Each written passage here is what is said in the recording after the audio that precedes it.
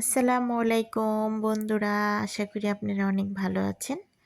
আমরাও অনেক ভালো আছি। এই যে দেখুন, টক কার পছন্দ অবশ্যই কমেন্ট করেন। এই যে সেই টক, তেঁতুলের টক, জিভে রস এসে যাবে এক মুহূর্তের জন্য। আমার মাইশা বুড়ি প্যাকেট খুলেই কিন্তু খাওয়া শুরু করে দিয়েছে, সেই করে খাচ্ছে তেঁতুলের টকটা। তেঁতুল নিয়ে এসেছি হাফ কেজি।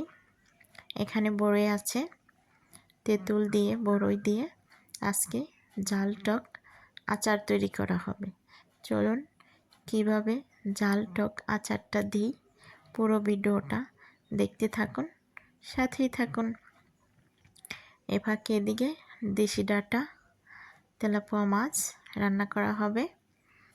আর এখানে তেঁতুলটা একদম বিচিটা ভালো করে ছাড়িয়ে নিচ্ছি। বিচিটা যদি ভালো করে না ছাড়ানো হয় তাহলে কিন্তু বড়োর সাথে মিক্স হবে না।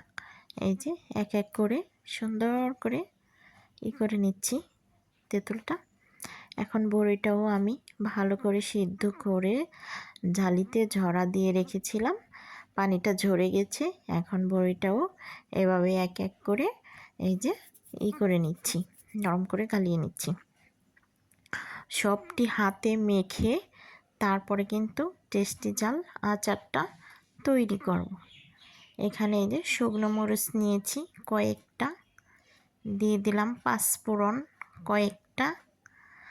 এলা ভালো করে ভেজে ব্লেন্ডার করে নেব, তারপরে কিন্তু আচারটা তৈরি করব। পাঁচফোড়নটা বেশি ভাজবো না, অল্প ভেজে রেখে দেব। ভাজা শেষ। এখানে পরিমাণ মতো চিনিটা দিয়ে দিয়েছি।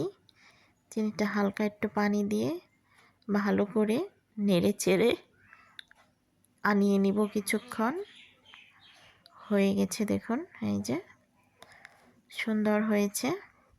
এখন এই যে সব একত্রে যে মাখিয়ে রেখেছিলাম সেটা এখানে দিয়ে দিলাম, দিয়ে কিছুক্ষণ ভরে নেড়ে চেড়ে কিছুটা রান্না করে নেব।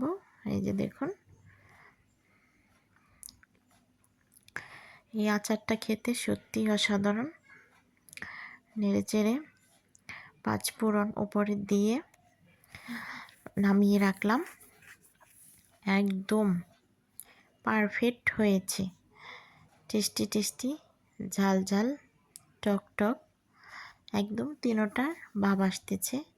খেতেও খুবই ভালো লাগতেছে, ঝাল টক মিষ্টি তিনটাই।